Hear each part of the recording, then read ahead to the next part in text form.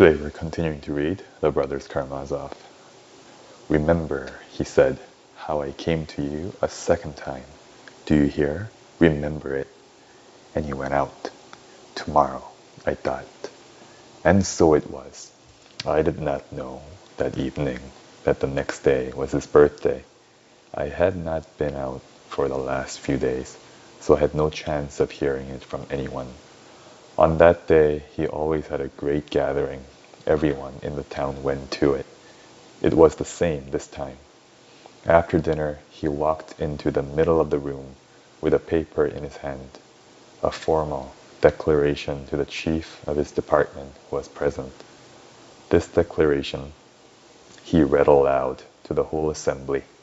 It contained a full account of the crime in every detail. I cut myself off from men as a monster.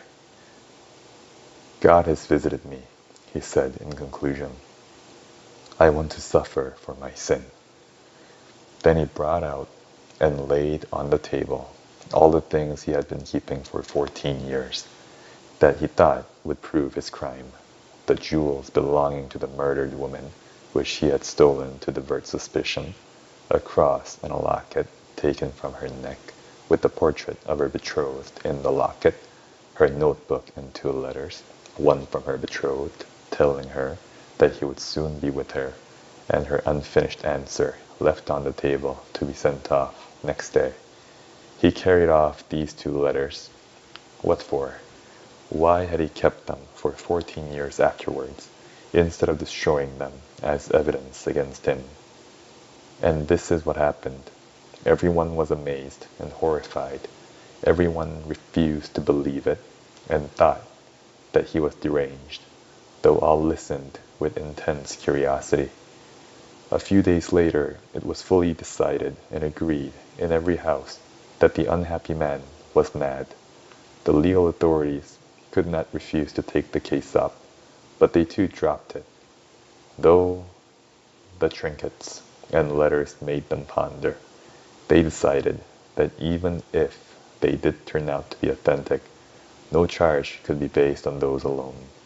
Besides, she might have given him those things as a friend, or asked him to take care of them for her.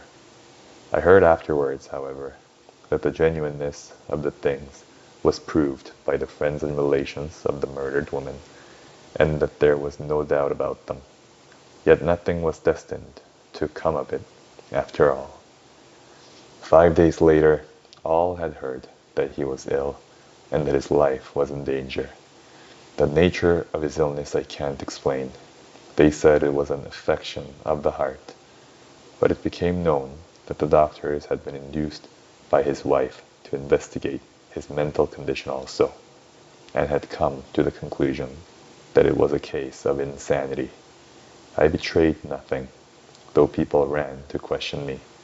But when I wanted to visit him, I was, for a long while, forbidden to do so, above all by his wife.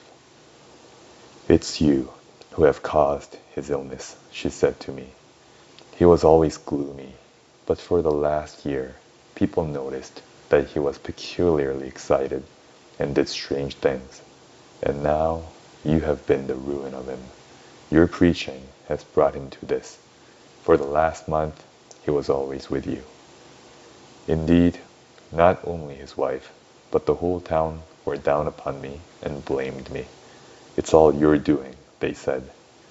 I was silent, and indeed rejoiced at heart, for I saw plainly God's mercy to the man who had turned against himself and punished himself. I could not believe in his insanity. They let me see him at last. He insisted upon saying goodbye to me. I went into him and saw at once that not only his days, but his hours were numbered. He was weak, yellow, his hands trembled, he gasped for breath, but his face was full of tender and happy feeling. It is done, he said. I've long been yearning to see you. Why didn't you come? I did not tell him that they would not let me see him. God has had pity on me and is calling me to himself. I know I am dying, but I feel joy and peace for the first time after so many years. There was heaven in my heart from the moment I had done what I had to do. Now I dare to love my children and to kiss them. Neither my wife, nor the judges, nor anyone has believed it. My children will never believe it either. I see in that God's mercy to them. I shall die, and my name will be without a stain for them. And now I feel God near. My heart rejoices as in heaven. I have done my duty. And that's the end of the reading for today. Have a good day.